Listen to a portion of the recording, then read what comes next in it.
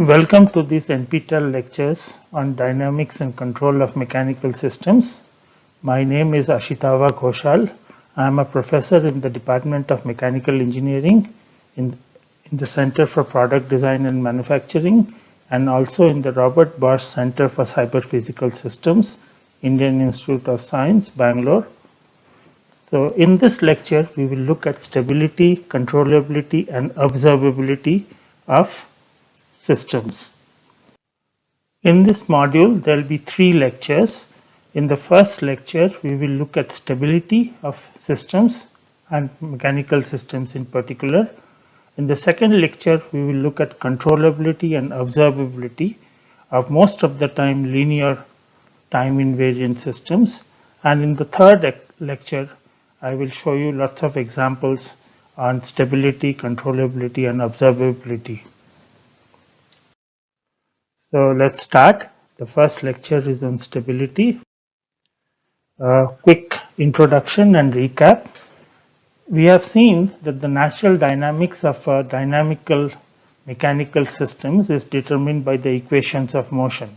So we could derive the equations of motion using Newton-Euler or Lagrangian approaches, and then we could solve the equations of motion, and then we could see that for an external force, the system parameters given and the generalized coordinates q of t would evolve in time according to the equations of motion. So this is the natural dynamics of a mechanical system. And I have also showed you, at least for 2 examples, that the natural dynamics could be changed by use of feedback control. So remember, we had a mass in which a force was acting. So it was F equals ma. We could integrate the equations of motion for a given F and m, and I showed you what x of t as a function of time would look like. It is basically a parabolic curve.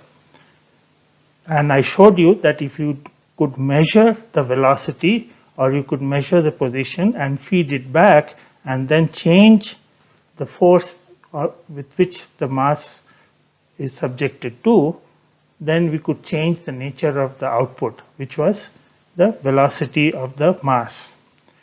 So I showed you that the natural dynamics, which in this case is x of t as a parabola, could be altered by means of feedback control. So the goal of control is to obtain a desired performance of a dynamical system in spite of changes in the internal parameters and in spite of external disturbances. So in the last week, I showed you this example of a single link being driven by a DC motor, and then if the friction or if some parameters of the system changes, then with feedback, the effect of these changes in the internal parameters will not be seen in the output of the system.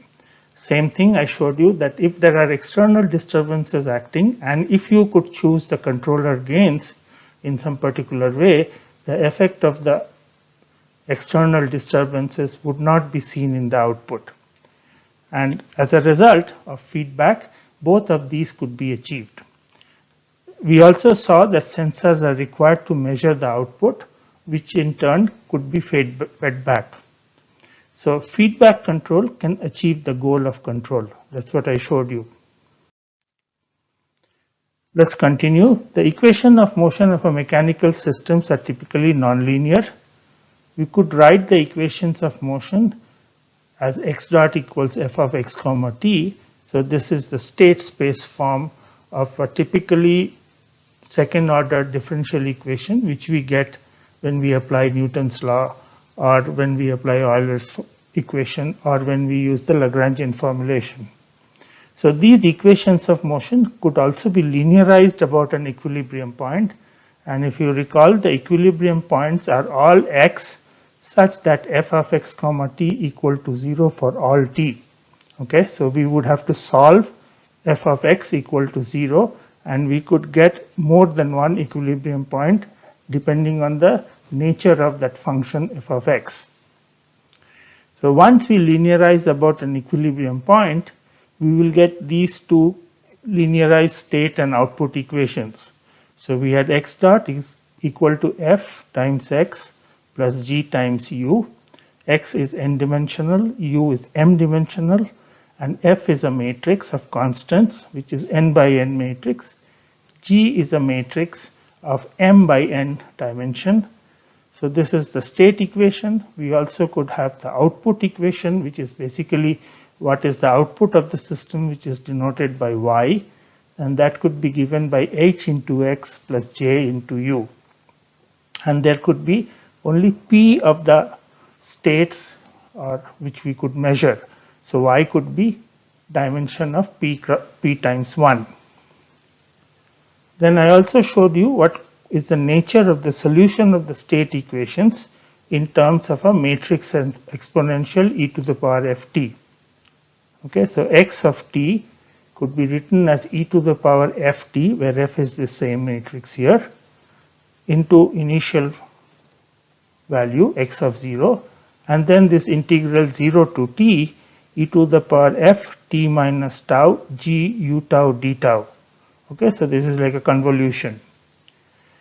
And then in terms of a state transition matrix, which is phi of t, I showed you that x of t could be written as phi of t into x of 0, and again integral of 0 to t phi of t minus tau g u tau d tau. Okay, so phi of t is nothing but e to the power ft. So this is an n cross n matrix, and I showed you how to find this e to the power ft. There are several methods which we discussed last week. So let's assume we can find out this phi of t. So what does this x of t tell you? It gives you the time evolution of the states of the system. So if I give you what is u of t, which is the input, in some sense like a force or an external input, then it tells you the solution of this equation tells you how x of t will change with time. So the question is, what are the possible nature of the trajectories x of t? So this is the topic under stability. So we will look at the trajectories x of t, and that this is intimately related to whether the system is stable or not. We can also look at under what conditions systems can be controlled and an arbitrary desired trajectory obtained. So remember, one of the goal of feedback is to achieve a desired trajectory. Okay, I can change the natural dynamics of a system by means of feedback and by application of a proportional or a controller gain. Okay, and then we could show you that I could achieve the desired trajectory. So the natural question is, can we do that all the time? Okay, and this is intimately connected to this notion of controllability. The third important concept is under what conditions the measured output y can be used for control of the system. So most of the time we will not be measuring all the states. So if the number of states is n, we could be only measuring p of them. So under what conditions these p measurements can be used to control the system. So there are very few results for general nonlinear systems, both for stability, controllability, and observability. So in this module, and in fact most of this course, the focus is on SISO system. So what is SISO? Again, we have discussed this earlier, single input, single output system. And also we will look at only time invariant linear systems. So again, what is time invariant linear SISO system? We have x dot, which is f of x plus g of ut, and y is h of x plus j ut. U will be of single dimension. So u is 1 cross 1. Okay, similarly y would be 1 cross 1 for SISO system.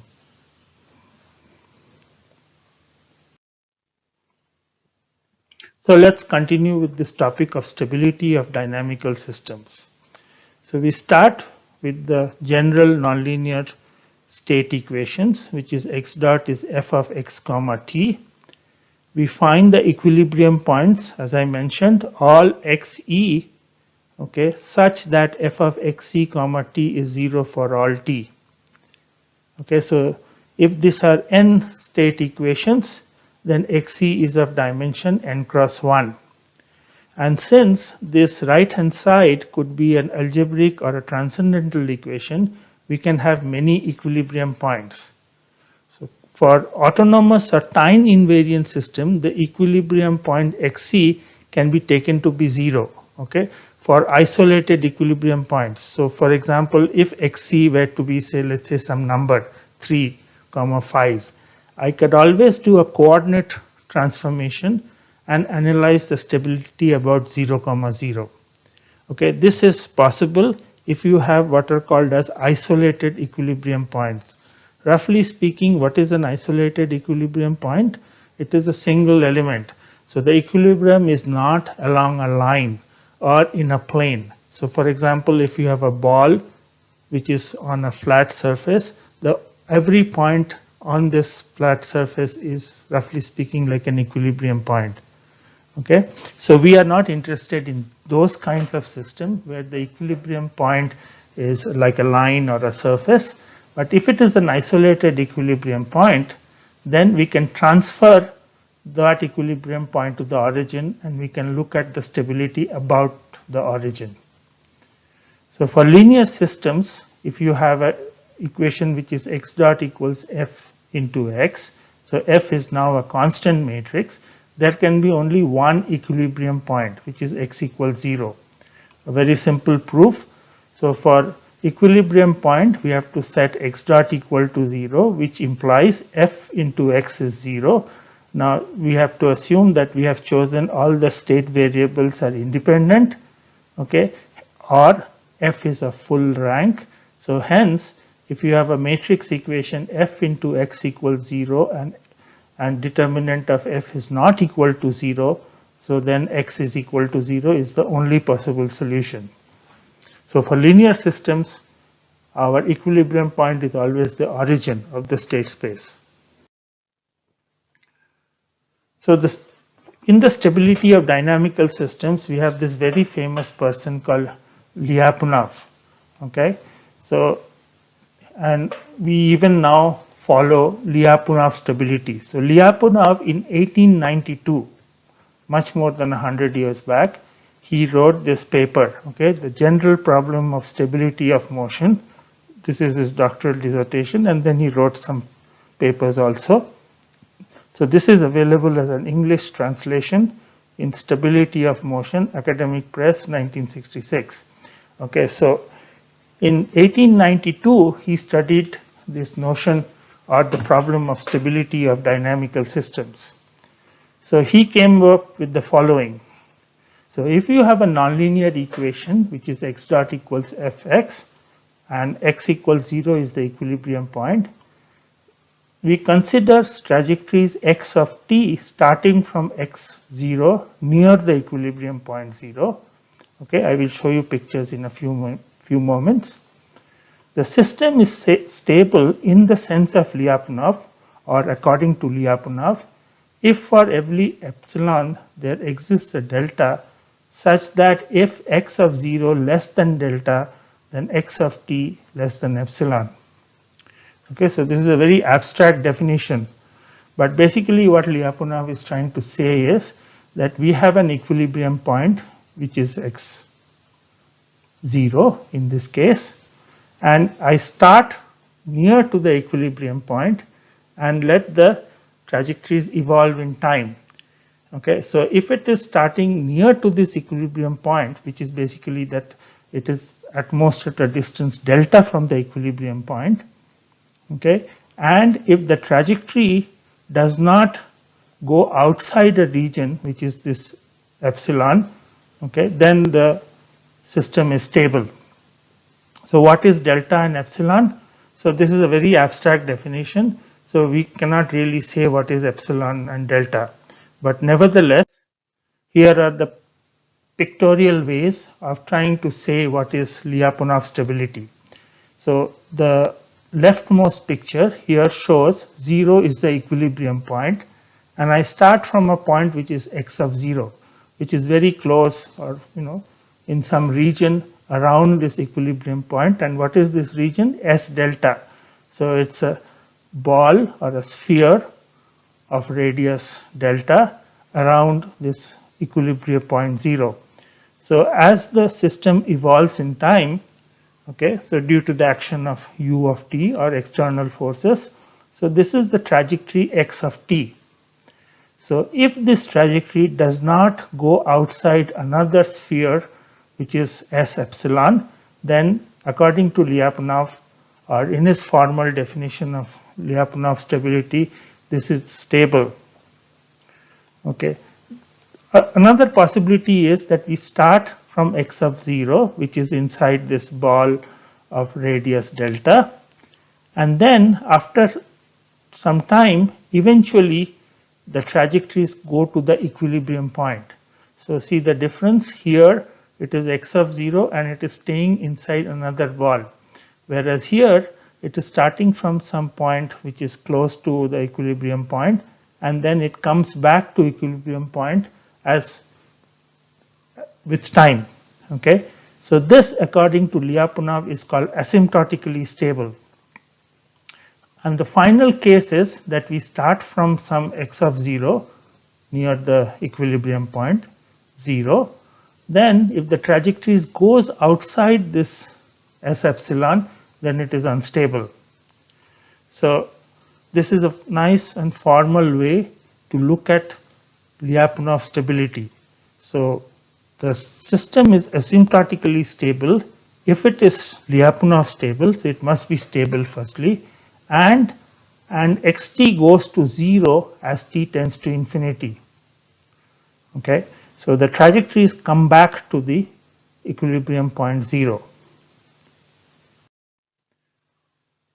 So that is just like a definition of what is stability, and Lyapunov stability in particular. How do you actually evaluate if a system is stable or not? So Lyapunov gave this method, which is called as the Lyapunov's Direct Method, or the second method. So he said the following: consider a nonlinear system x dot equals f of x with equilibrium point x equals 0. The nonlinear system is said to be stable in the sense of Lyapunov at 0 if there exists a positive definite continuous scalar function of the state variables denoted by v of x, and the derivative of v of x, v dot of x, is negative semi-definite. Okay, so let's go over this once more. So Lyapunov is now giving us a way to test whether the system is stable.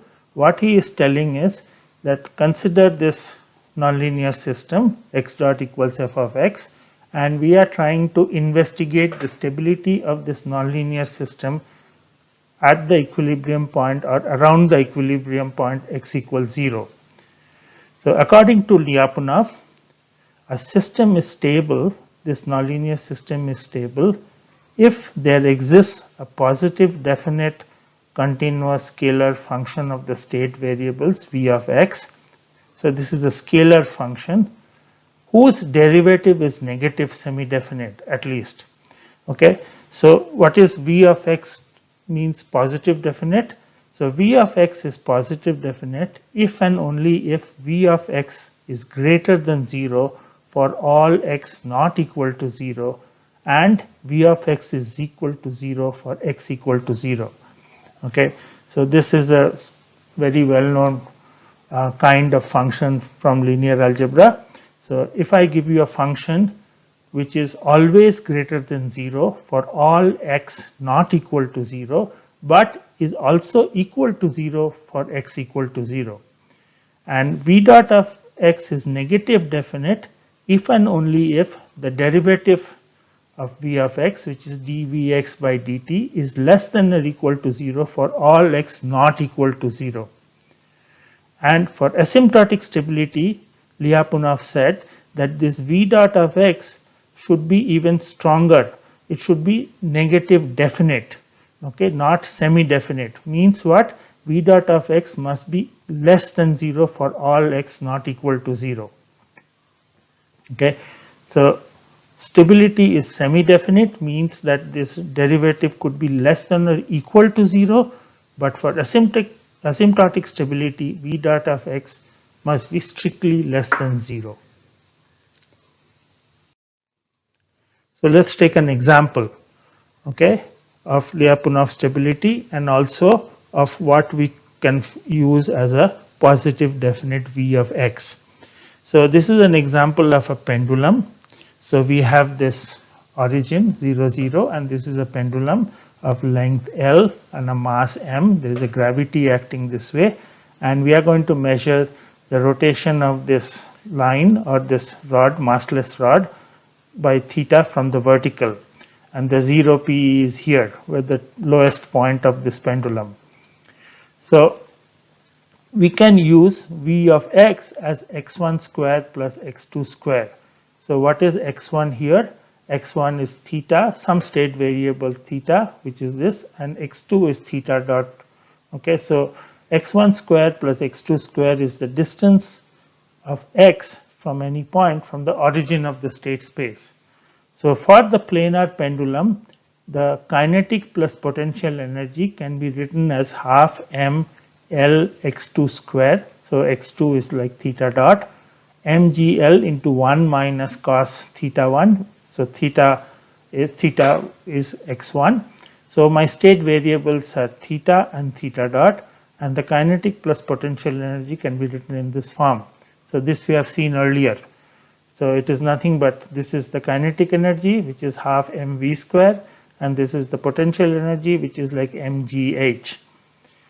Okay, so for v of x, this Lyapunov function, we can choose some x transpose p of x, okay, where p is symmetric and positive definite.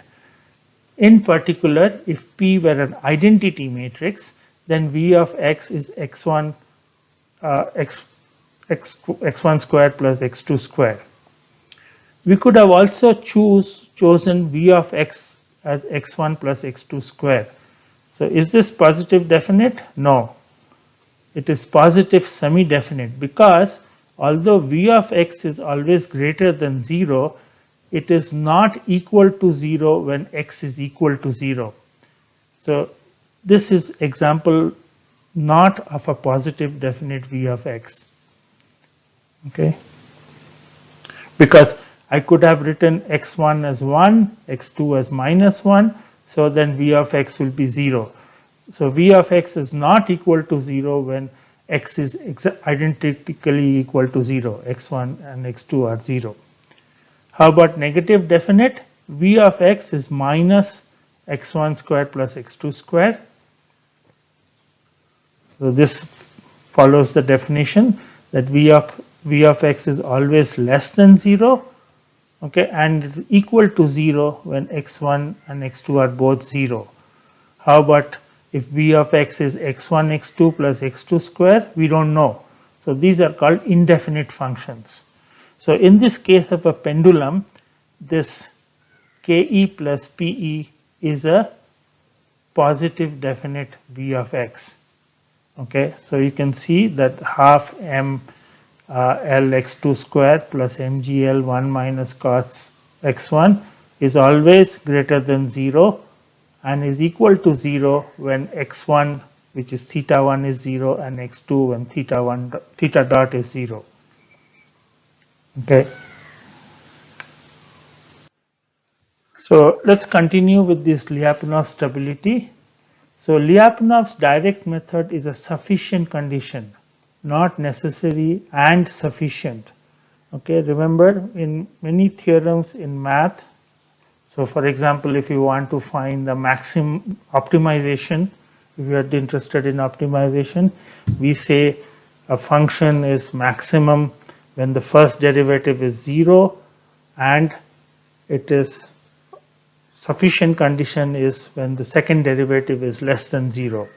So typically we do theorems and we find conditions which are both if and only if.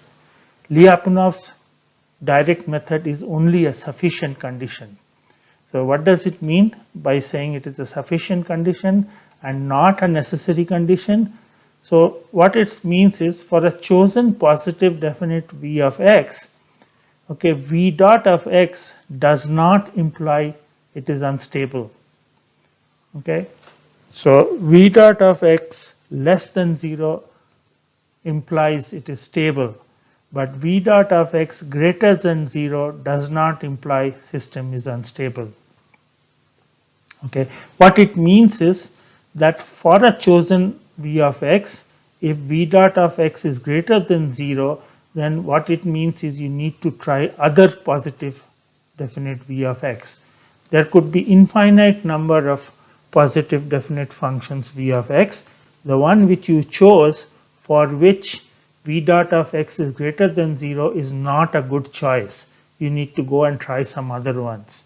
Okay, I cannot conclude that v of x is greater than 0 and v dot of x is not less than 0 implies that the system is unstable. Okay.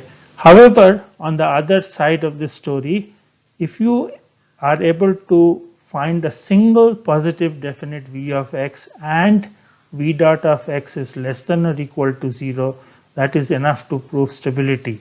You know, somebody gave you some function and you are very lucky. So out of this infinite number of functions, you suddenly managed to obtain a single v of x which was positive definite, and the derivative v dot of x is less than or equal to 0, I don't need to try anything more. That is enough to prove that the system is stable. Okay.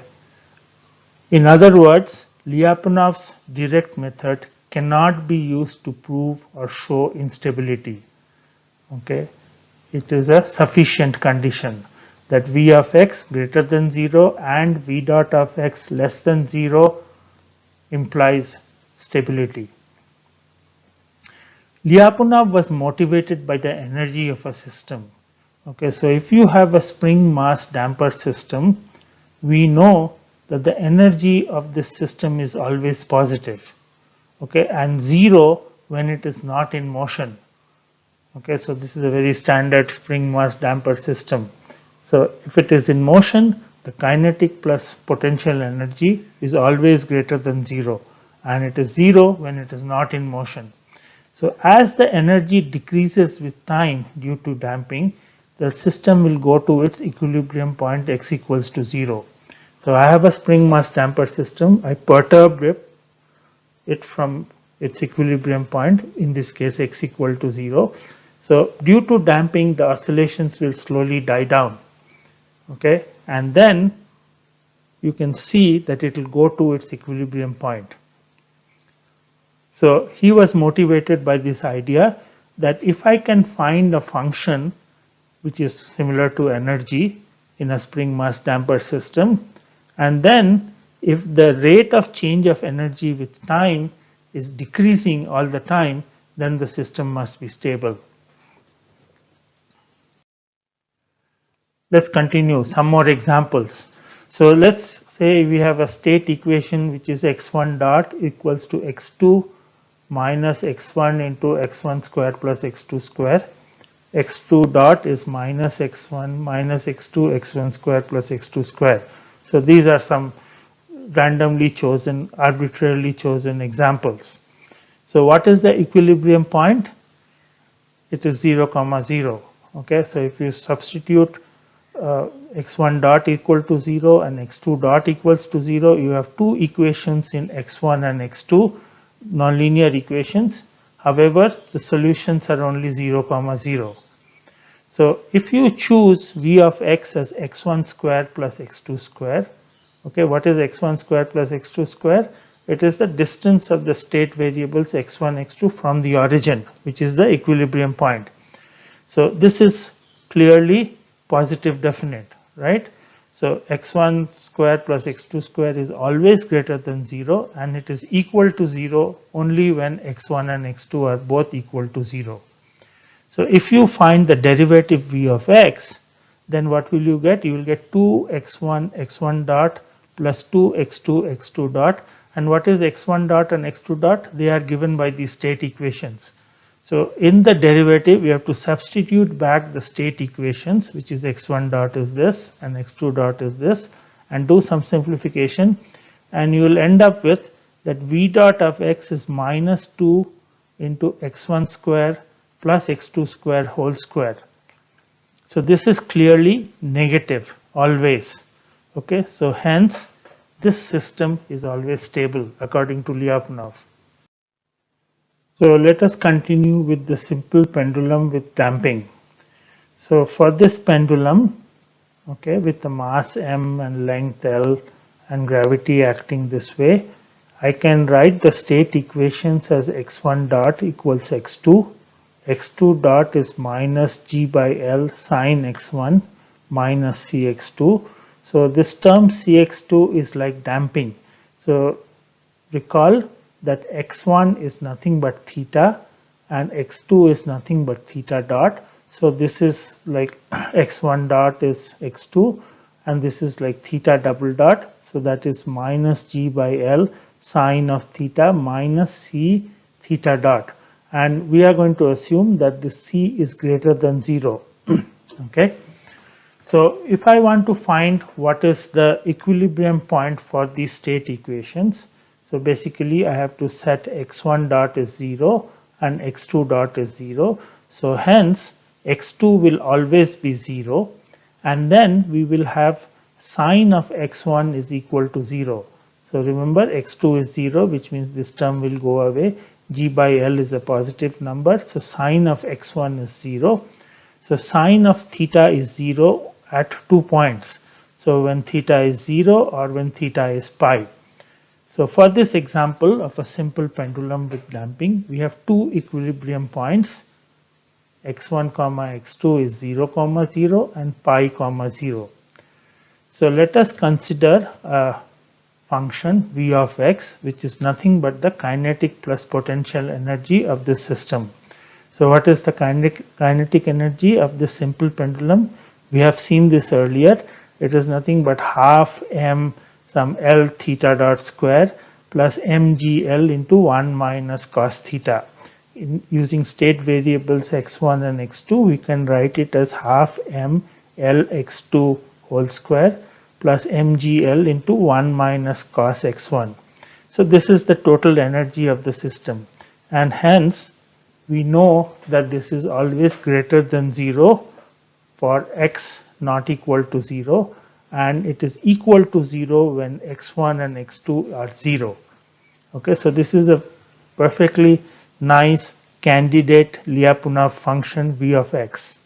So let us see whether what happens to v dot of x, because what are we trying to do? We are trying to find a v of x whose time derivative v dot of x is negative, at least semi-definite.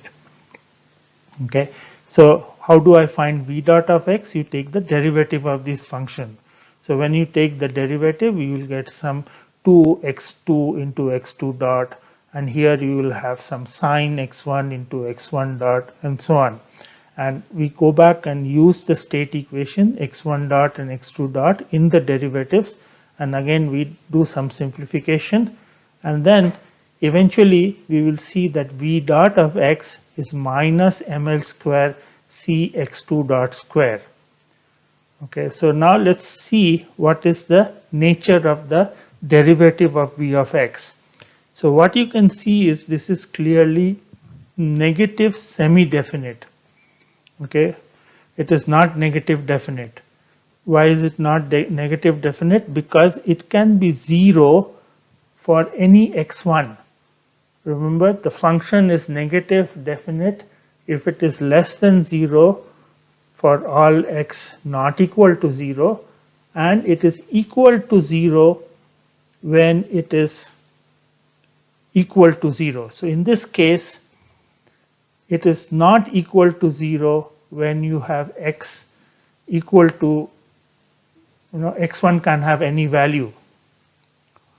Okay, so this is negative semi-definite, as v dot of x can be 0 for non-zero x1. So what does this mean? That the pendulum with damping is stable. It is not asymptotically stable. It is just simply stable. How about the other equilibrium point, which is pi comma 0? It turns out that it is not possible to test for x equals pi comma 0. Again, from basic mechanics and physics, what is pi comma 0? The pendulum is up like this. Okay, from 0 it is like this. So this angle is pi. So we know that that configuration of the pendulum is unstable. Okay, so any small perturbation around that equilibrium point, it will never stay in that region, epsilon. Okay, any region for that matter. So it will constantly go outside. It will go, start swinging all the way around. So it is unstable. And Lyapunov method is not valid for unstable system. You cannot prove instability. You can only show it is stable. So what have we done? We have shown this pendulum with damping is stable at 0, 0, and we cannot say anything about the other equilibrium point pi, 0. So let us continue. Let us consider a linear SISO system, linear single input, single output system. The linear system is given by the state equations, which is x1 dot, x2 dot, x3 dot is equal to some matrix F into x plus 0, 0, 6 u. So the matrix X F is 0, 1, 0, 0, 0, 1, minus 6, minus 11, minus 6. And so this is a straightforward linear system. This is constant. This is also constant. So the equilibrium point is when you set the right hand side is equal to 0 and also u equal to 0. So f into x is 0. So which automatically implies that x1, x2, x3 are all 0.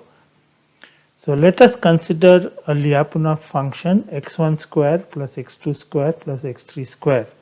Okay. So this is the distance from the origin in state space. So this is clearly positive definite. So this v of x is always greater than 0, but it is also equal to 0 when x1, x2 and x3 are all 0. So what is v dot of x? We can take the derivative of this. This will be 2x1 into x1 dot plus 2x2 into x2 dot plus 2x3 into x3 dot, and then we substitute x1 dot is same as x2, x2 dot is same as x3, x3 dot is minus 6x1 minus 11x2 minus 6x3, okay, in that v dot expression. And what you will get is v dot of x is 2x1 x2 minus 12x1 x3 minus 20 x2 x3 minus 12 x3 square. Okay, so can we say anything about this function v dot of x? No. It could be positive, it could be negative, depending on what is x1 and x2 and x3. So this is what is called as an indefinite function. So we cannot say whether v dot of x is always positive or negative or even positive definite or negative semi-definite. So let's continue with that same example. We know that the eigenvalues of f are minus 1, minus 2 and minus 3. We have seen these examples earlier. Okay, so once you have that the eigenvalues are minus 1, minus 2, minus 3, we can obtain a matrix P which is given by 1, minus 1, 1, 1, minus 2, 4, 1, minus 3, 9. Okay, where did we get this from?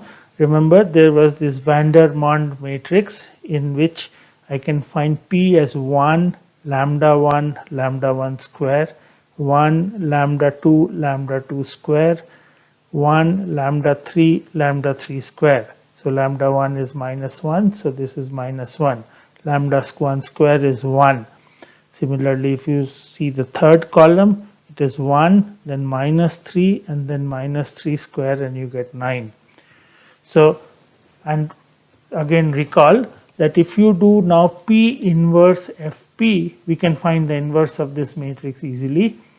We will get a diagonal F, and that is exactly what happens. So when you do P inverse FP, okay, and we transform it to a linear system with Z is equal to some diagonal into Z dot is equal to diagonal into Z, we will get like this. Okay, so remember X is equal to PZ, we make that linear transformation. So on diagonalization, we'll have Z dot is equal to some diagonal matrix with elements in the diagonal as -1, -2, -3 into Z. So now for this state equations, I can choose V of Z as Z1 square plus Z2 square plus Z3 square. So again, this is nothing but the distance from the origin, but now not from the X set of variables, but from the Z set of variables. This is another linear transformation which we have done. So now the derivative of V dot of Z you can obtain, which will be 2Z1 Z1 dot, 2Z2 Z2 dot, 2Z3 Z3 dot, and Z1 dot can be written as minus Z1, Z2 dot is minus 2 into Z2, Z3 dot is minus 3 into Z3. Substitute back in this V dot of Z expression, and you will get minus 2 Z1 square, minus 4 Z2 square, minus 9 Z3 square. Straightforward, right? Z1 dot is minus 2 into Z1 and so on. So what you can see is this is strictly less than 0 always. So this is a negative definite function. So what have we done? We started with x dot is equal to fx. We could not show stability because whatever the v of x we chose was v dot of x was indefinite, but we did a transformation, a coordinate transformation basically, and we obtained z dot is some diagonal times matrix into z, and then when we choose a candidate Lyapunov function which is z1 square plus z2 square plus z3 square, I showed you that v dot of z is less than 0. So hence z dot is equal to diagonal matrix into z is asymptotically stable. So it is basically nothing but the same system, okay, but all we did was a change of variables, a linear transformation, x equals p into z. So the purpose of this example is to show that even for a linear system, it is not very obvious to show that a system is stable in the sense of Lyapunov by choosing v of x and then finding v dot of x. In this example, I knew that the eigenvalues were -1, -2, -3, and I did this clever transformation x equals p into z, and then I transformed it into z dot is equal to something into z, diagonal matrix into z, and I showed that this system is asymptotically stable. Okay, so it is not very easy to find a v of x even for a linear system. And we will revisit the stability for linear systems later on next week when we look at root locus. Okay, so the Lyapunov stability theorem of finding a v of x which is positive definite and v dot of x which is negative definite is sort of not so easy to apply, because we have to keep on trying for different v of x. So Lyapunov in 1892 went on further. He proposed the following, or he showed the following. So let us consider a nonlinear system which is given by x dot equals fx, and we assume that this nonlinear equations can be expanded as x dot is equal to some constant matrix f times x plus another nonlinear term g of x. So g of x contains all the higher order terms, and we also assume that this limit of g of x divided by x. So magnitude of g of x divided by magnitude of x as x tends to 0 is 0. So what it means is this nonlinear term g of x goes to 0 faster than x. So we start with this kind of nonlinear system which can be expanded as a linear term f into x and a nonlinear term g of x, and g of x goes to 0 faster than x. So Lyapunov went on to show that such a system is stable if all roots of this matrix F have negative real parts, and unstable if at least one root has positive real part. Okay, so what is meant by roots of a matrix F? We know that every matrix has a characteristic polynomial. It is some determinant of lambda I minus f equal to 0. So we can solve the characteristic polynomial, and if all the roots of the characteristic polynomial have negative real parts, then the system is stable. If any of the root of the characteristic polynomial has positive real part, it is unstable. So let us continue. So let us assume a function v of x, a Lyapunov function v of x, which is x transpose p into x, and we start with the assumption that p is symmetric, positive definite, and a constant matrix. So one can find the derivative of this v of x. So using chain rule, we get x dot transpose p into x plus x transpose p x dot.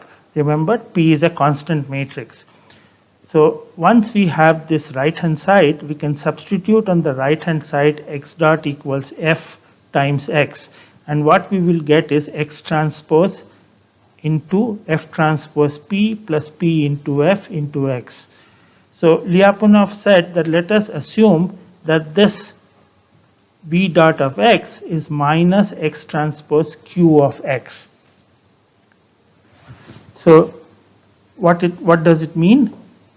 In 1892, Lyapunov showed that for any positive definite q, the solutions p for this set of linear equations f transpose p plus p into f is minus q is positive definite if and only if the roots of determinant of lambda I minus f equal to 0 have negative real parts.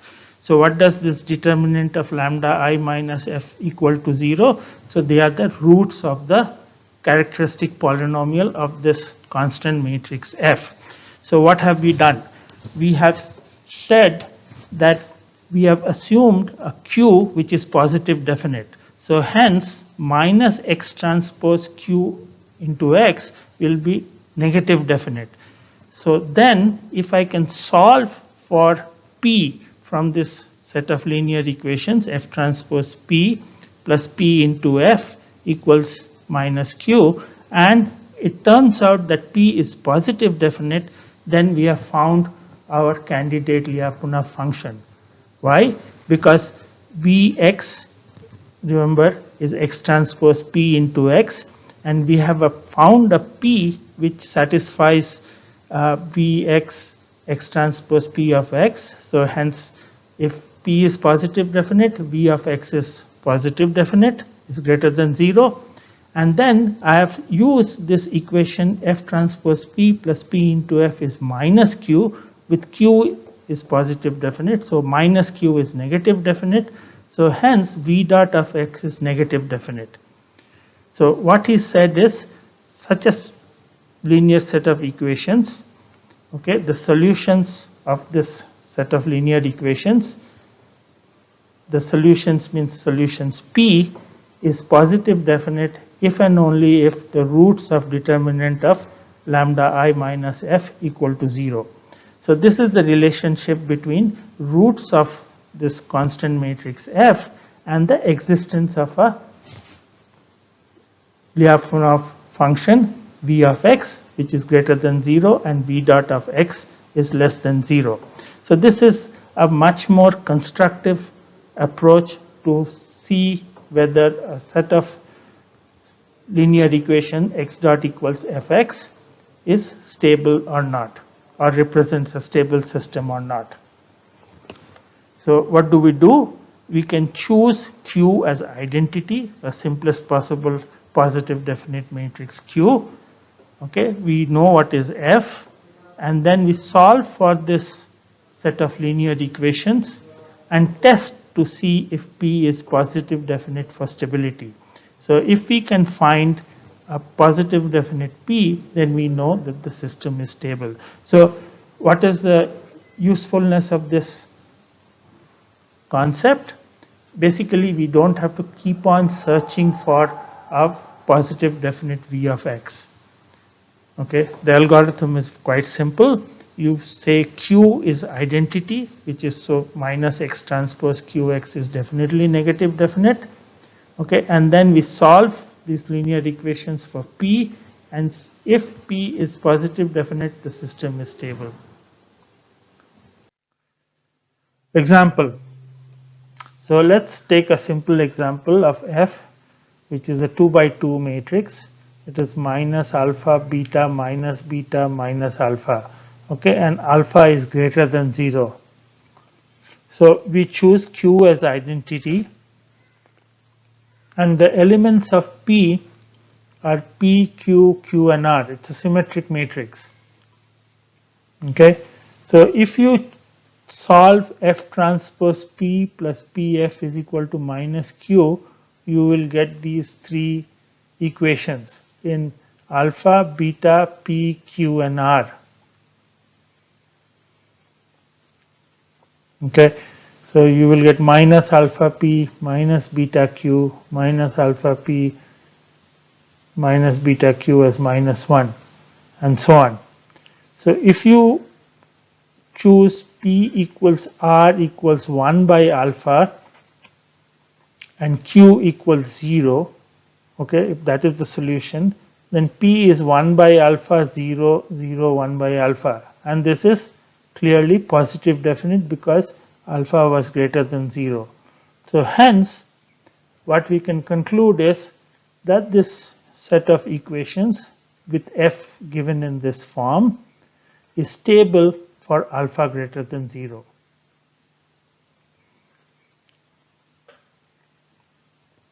Okay, so in a definite number of steps, which is basically solution of 3 equations, I can find the condition for which a system given by F, which is minus alpha beta minus beta alpha, is stable.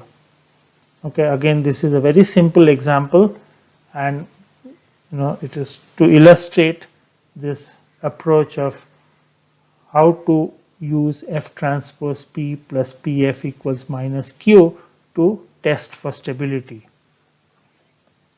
And we will come back to this important aspect of stability for linear systems. This is after all a linear system.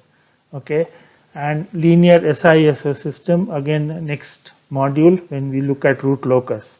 That is a much simpler way to handle the question of stability for SISO systems using root locus.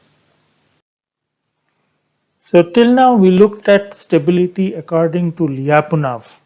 Okay, so there are other ways or other definitions of stability. One such definition is called BIBO stability. Okay, so BIBO stands for bounded input, bounded output. And the basic idea is the following. If the input is unbounded, say e to the power t, okay, e to the power t, the function goes to infinity as t tends to infinity. And if the input is unbounded, the trajectory x of t for a stable system will also go to infinity. Okay, so if you give infinite inputs, the output will clearly be infinite. However, if I give a bounded input, meaning that the input is not unbounded, the input is less than some number, and then if the output is also less than some number, then the system is stable. So this is the concept of BIBO stability. So for a bounded input, If the output is bounded, then the system is said to be BIBO stable. So if you have a linear time invariant system, x dot is fx plus gu, and again x is n dimensional, u is m dimensional, and y is hx plus jau. This system is said to be BIBO stable if u of t, the magnitude of the input, is less than u max, then magnitude of the output is less than or equal to some y max. Okay, so this is another way of looking at stability. It is slightly different from Lyapunov stability. Lyapunov stability considered the state equations, x dot equals fx plus gu. Here we have to also find out what is the output equation, which is y is equal to hx plus ju.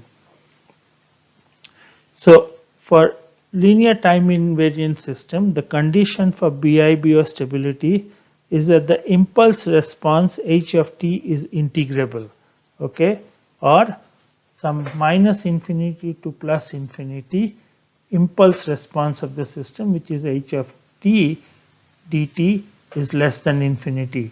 So I don't want to prove this. If anybody is interested, they can look into some advanced control book, but the concept of BIBO stability is also very, very useful. Let's continue. If h is identity and j is 0, then we have y is equal to x. Okay, and so BIBO stability deals with magnitude of the output, which is y of t, and we want to insist that the magnitude of the output is less than some y max when the input is less than u max.